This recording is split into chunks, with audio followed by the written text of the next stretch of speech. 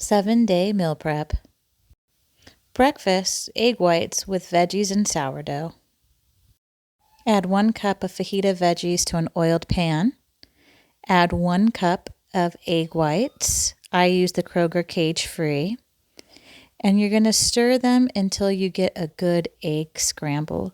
Continue to stir until the eggs are hardened. This can take anywhere from 2 to 3 minutes. Once you have the consistency you like, add a handful of spinach.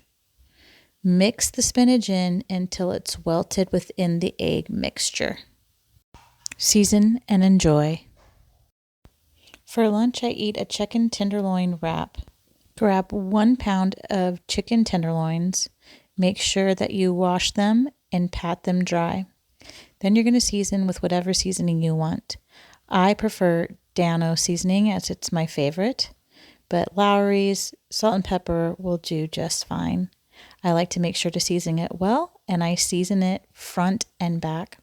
I also like to let my seasoning sit on the chicken for about 20 minutes before I cook it. On a lightly oiled pan, I sear both sides of the chicken for approximately 4 minutes or until it's cooked all the way through and the inside reaches 165 degrees. I eat approximately 6 ounces of chicken a day, so I make sure to cook enough for the entire week.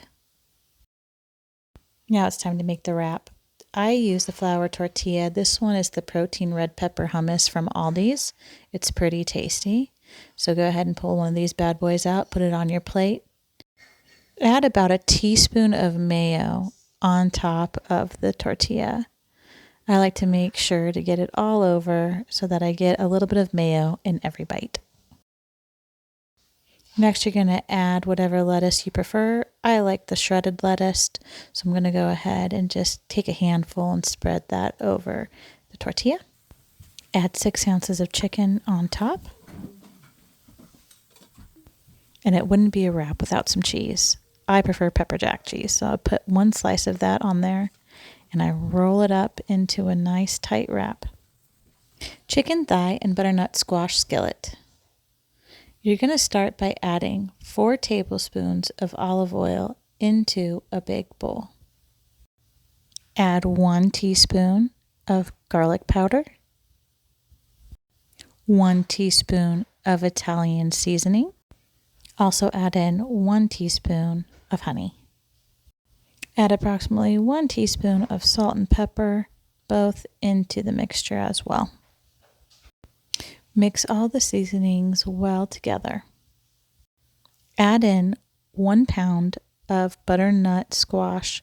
I use the frozen ones from Aldi, and I let them thaw before I added them to the mixture. Add in seasoned chicken thighs. I pre-seasoned my chicken thighs with salt and pepper before adding it to the mixture, and I did let them sit for 20 minutes. Add 1/3 cup almonds or walnuts and 1/3 cup dried cranberries to give it some sweetness.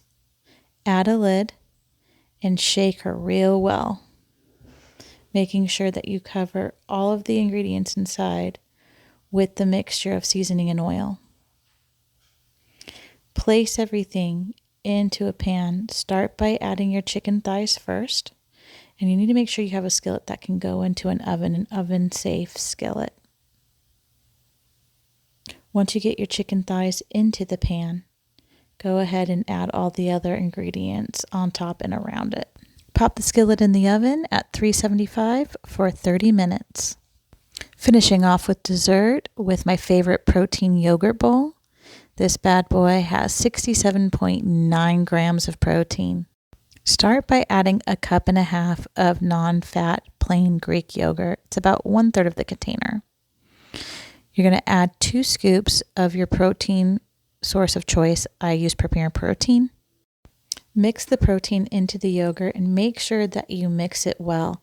It does take some time to get a really good consistency, but you're going to want something that's like pudding or in that texture range.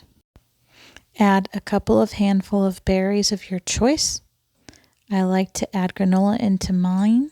And here I added 1/4 cup of granola, but depending on the macro needs I need to meet, I sometimes add unsweetened coconut. Keeping our calories for the day around 1,891 calories, macro shown here.